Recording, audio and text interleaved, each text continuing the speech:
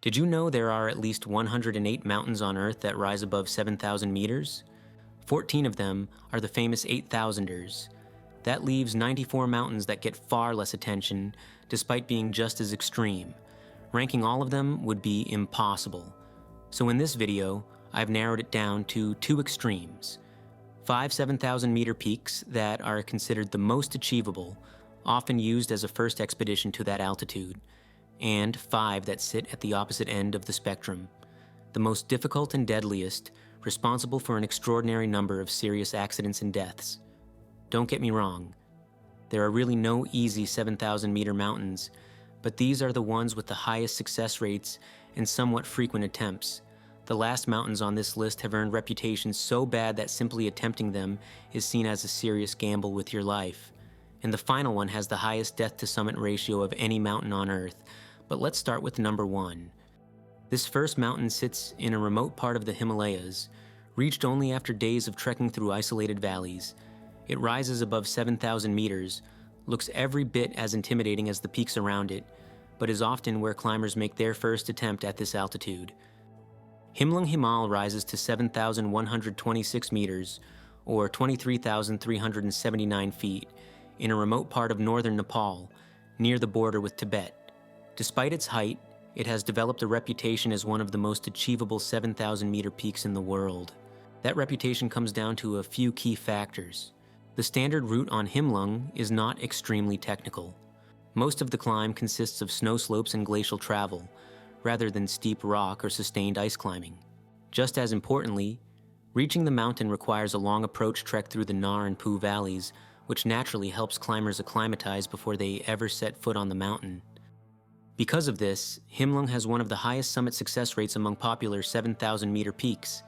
In good spring and autumn windows, the summit success rate is frequently cited around 80 to 85%. That doesn't mean it's safe. At over 7,000 meters, the air contains less than half the oxygen available at sea level. Weather can change rapidly, storms can pin teams down for days, and altitude sickness is still a constant threat. Every year, climbers are forced to turn back just short of the summit due to exhaustion, deteriorating conditions, or health issues. Himlung earns its place at the start of this list because it represents the best-case scenario at this altitude. Not an easy mountain, but one where preparation, patience, and experience are statistically more likely to be rewarded. The next mountain rises in northern Pakistan, in a part of the Karakoram, known for massive glaciers and long, demanding approaches. Reaching it requires days of travel through remote valleys, far from permanent settlements or easy rescue. Compared to what comes later on this list, this peak is often considered approachable, but only by the standards of extreme altitude climbing. Spantik rises to 7,027 meters, or 23,054 feet, in the Karakoram range of northern Pakistan. It sits just above the 7,000 meter threshold, and has long been considered a realistic step up into this altitude range. What separates Spantik from many other peaks of similar height is the nature of its standard route. The climb follows a long glacial approach and a wide snow ridge, rather than sustained technical sections. Most of the ascent is spent moving over snowfields in broken glacier terrain, with camps placed along relatively gradual slopes. As a result, summit success rates on Spantik are higher than on most 7,000 meter mountains. On properly planned expeditions during stable weather windows, around 60 to 70% of climbers reach the summit, with most failed attempts ending due to weather shifts or altitude-related fatigue rather than route difficulty. Spantik is also among the more frequently attempted 7,000 meter peaks in Pakistan, seeing regular expeditions in most climbing seasons, but the mountain still demands respect. At this altitude, weather systems move quickly, temperatures drop sharply after sunset, and crevasses remain a constant hazard throughout the climb. Even here, climbers often turn back late in the ascent when conditions deteriorate or energy reserves run out. Spantik appears near the beginning of this list because it represents one of the more forgiving profiles at 7,000 meters, a mountain where outcomes depend less on technical skill and more on endurance, timing, and careful decision-making. The next mountain rises on a vast open plateau where the terrain feels less vertical and more endless.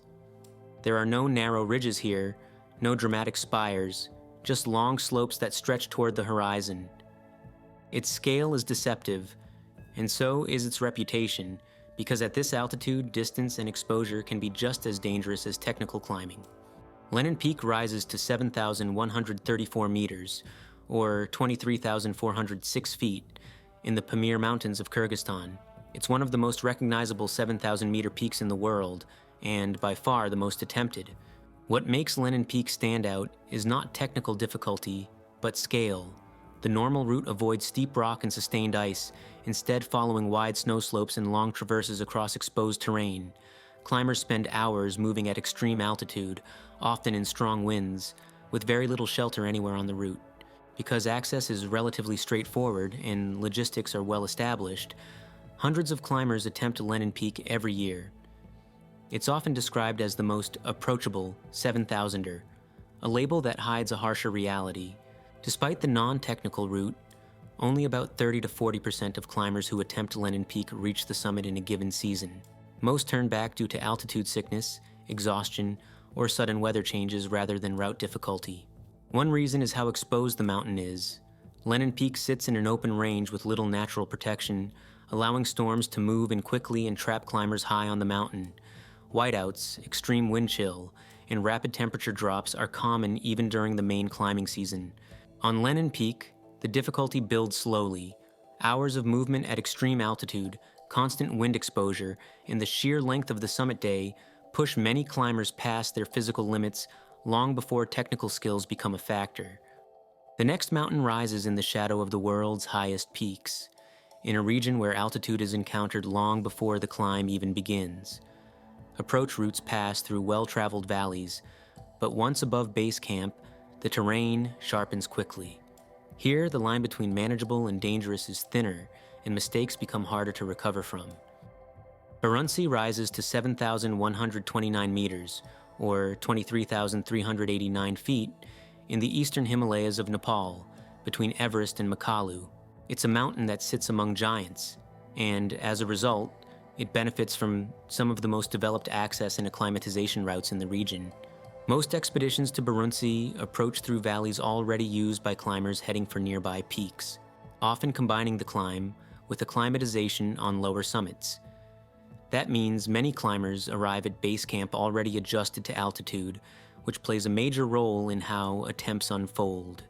The standard route on Baruntse is more technical than the earlier mountains on this list. Climbers must negotiate crevassed glaciers, steeper snow slopes, and a short but exposed summit ridge that requires fixed ropes and careful movement. Because of this added complexity, summit success rates on Baruntse are lower than on peaks like Himlung or Spantik, but still relatively high for this altitude. On well-organized expeditions with stable conditions, around 50 to 60% of climbers reach the summit, while others turn back due to weather, fatigue, or difficulties on the upper slopes. Baruntse is also regularly attempted, with multiple expeditions operating on the mountain in most spring seasons. Its location near major Himalayan climbing corridors makes logistics more predictable than on many other 7,000-meter peaks. Baruntse sits near the upper limit of what many climbers consider manageable at 7,000 meters, a mountain where acclimatization and logistics help, but where technical terrain begins to play a much more decisive role. The next mountain rises from a wide, open plateau, where access is relatively straightforward and the terrain feels expansive rather than confined. Approach routes are well established, and base camps are often busy during the climbing season.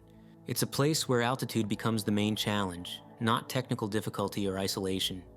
Mount Noon rises to 7,135 meters, or 23,409 feet, in the western Himalayas, in the Suru Valley region of Ladakh, India, as part of the Nun Kun Massif. Unlike a lot of 7,000-meter peaks, Mount Nun isn't famous because it's remote or mysterious. It's known because it's accessible by Himalayan standards. You can reach the climbing valleys by road, and expeditions usually operate out of the same approach corridor season after season. The normal climbing line is typically described as a glacier and snow route, not a steep technical wall. That's why Mount Nun is often used as a first step into the 7,000-meter zone. It also has real history.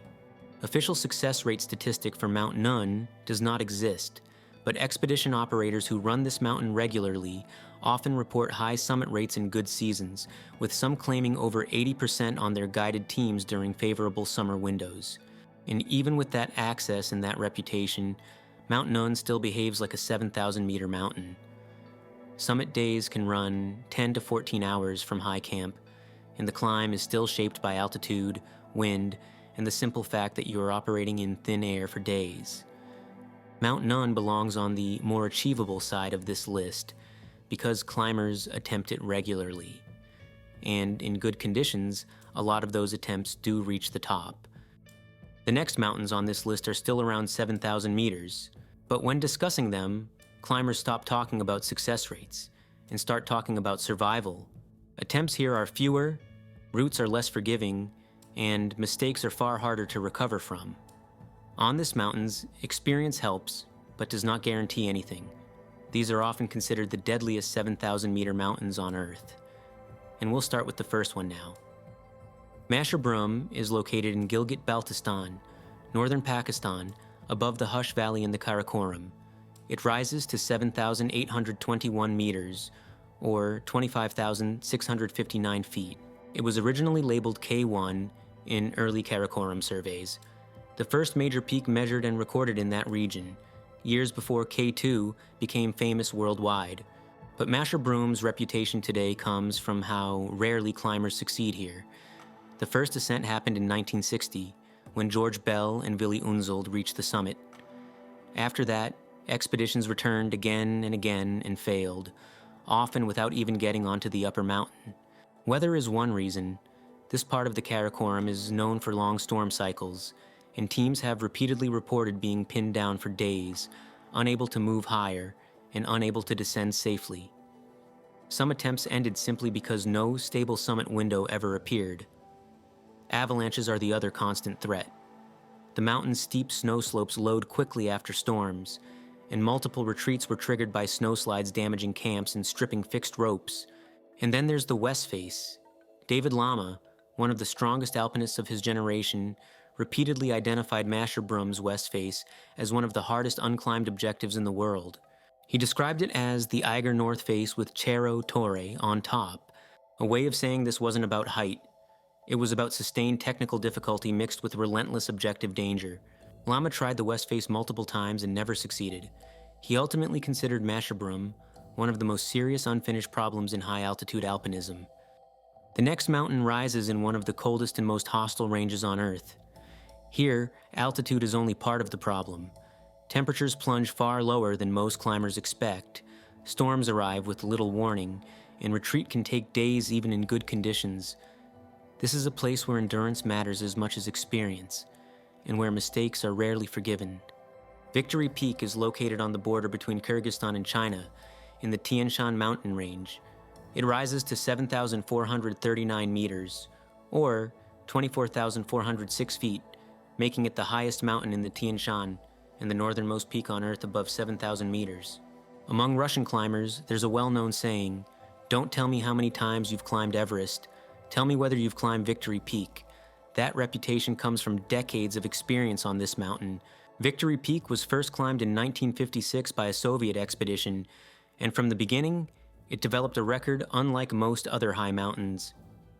Climbers quickly learned that reaching the summit was only part of the challenge. Surviving the descent was often harder. One reason is the cold. Because of its northern latitude, Victory Peak is notorious for extreme temperatures, even by high-altitude standards. Storms can arrive without warning and last for days, trapping climbers high on exposed ridges with little shelter. The routes are also unusually long. Climbers spend extended periods above 7,000 meters, or 23,000 feet, increasing exhaustion and the likelihood of fatal mistakes. Once teams are committed high on the mountain, retreat is slow and rarely straightforward. Victory Peak has been climbed many times, largely because it's a required ascent for the Snow Leopard Mountaineering Award. That history provides unusually clear data. Based on available records, the death-to-summit ratio is estimated at around 10%, meaning roughly 1 out of every 10 climbers who reaches the mountain does not survive. Many of those deaths occurred after the summit, during descent. The next mountain on this list brings us back to the Karakoram, but into a very different kind of danger. Unlike the previous peak, this one is not defined by cold or length, but by pure technical difficulty. It's a mountain where success has always been rare. Routes are extremely steep, and even reaching the summit has never guaranteed a safe return. Gasherbrum IV is located in the Karakoram of northern Pakistan, near the border with China. It rises to 7,925 meters, or 26,001 feet. This is one of the least climbed major mountains in the Karakoram. Its first ascent came in 1958, when Walter Bonatti and Carlo Mauri reached the summit in alpine style under extreme conditions. That climb didn't open the mountain, it set a warning. In the decades that followed, elite teams returned again and again, and failed. To this day, only around 17 climbers are known to have reached the summit. Against that small number, at least 8 to 10 climbers have died attempting the mountain. That puts the death-to-summit ratio at roughly 50%, meaning for every 2 climbers who reached the top, roughly 1 did not return alive. Several of those deaths happened during descent. In 1986, Polish climbers Andrew Czok and Jerzy Kukuczka were caught high on the mountain in worsening conditions. Czok died near the summit from exhaustion and altitude effects. Kukuczka survived only after a brutal retreat. There is no standard route, and rescue is effectively not an option. Once climbers commit high on the mountain, retreat can be just as dangerous as continuing upward. Gasherbrum IV isn't deadly because it's crowded. It's deadly because it consistently overwhelms climbers who are already operating at the highest level. The next mountain looks smaller on paper, but its reputation far outweighs its height.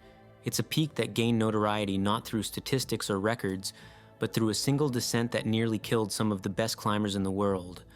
What happens on this mountain doesn't unfold gradually. It goes wrong all at once, with very little chance to recover. The Ogre, officially known as Bainta Brak, is located in Gilgit-Baltistan, northern Pakistan, in the Karakoram range. It rises to 7,285 meters, or 23,901 feet, and, despite being lower than many nearby peaks, it has one of the most intimidating reputations in mountaineering. The mountain earned its nickname early. Climbers began calling it the Ogre, not because of height, but because of how aggressively it resisted attempts. Steep granite walls, unstable ice, and complex ridgelines combine in a way that leaves almost no margin for error.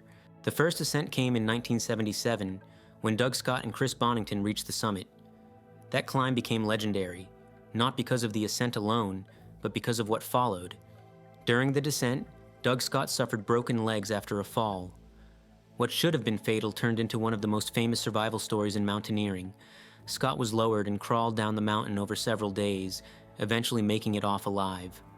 After 1977, the Ogre was not climbed again for 24 years. The second ascent didn't happen until 2001, underscoring how resistant the peak remained. To this day, the Ogre has seen only 3 successful expeditions involving roughly 7 to 8 climbers total who have reached the summit. The last mountain on this list doesn't stand out because of technical complexity alone. It stands out because of how consistently things go wrong. Attempts here have ended in sudden weather shifts, massive avalanches, and some of the deadliest outcomes ever recorded at this altitude. By this point, survival is no longer about experience or preparation. It's about whether the mountain allows you to leave. Mount Gongga is located in Sichuan Province, China, on the eastern edge of the Tibetan Plateau. It rises to 7,556 meters, or 24,790 feet, making it the highest mountain outside the Himalaya Karakoram system. Its position places it directly in the path of moisture systems moving in from the Pacific, creating some of the most unstable weather conditions of any major mountain. Gongga was first climbed in 1932 by an American expedition. From the start, it developed a reputation for being unusually lethal, not because it was rarely attempted, but because so many attempts ended badly. Over time, approximately 24 to 32 climbers are known to have reached the summit. Against that number, at least 37 confirmed fatalities have occurred on the mountain. That puts Mount Gongga's death-to-summit ratio between roughly 64 and 87%. Even at the lowest estimate, it remains one of the highest ratios ever recorded for any major peak. The danger comes from overlapping factors. Slopes reach 70 degrees in places. Massive glaciers feed constant avalanches, and storms can dump large amounts of snow within hours. Several expeditions were wiped out lower on the mountain, where teams believed they were relatively safe. Camps have been destroyed without warning, and retreat routes cut off by rapid weather changes. What separates Mount Gongga from every other mountain on this list is how consistently these outcomes have repeated over time. Across decades, under conditions climbers believed were manageable, things went catastrophically wrong. That record is why Mount Gongga sits at the top of this list. After seeing these mountains, I have a question for you. Which of these mountains excites you more? The ones that are considered the most approachable, or the ones known for being outright deadly? Let me know in the comments.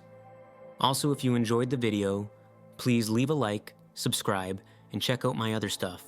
Thanks for watching.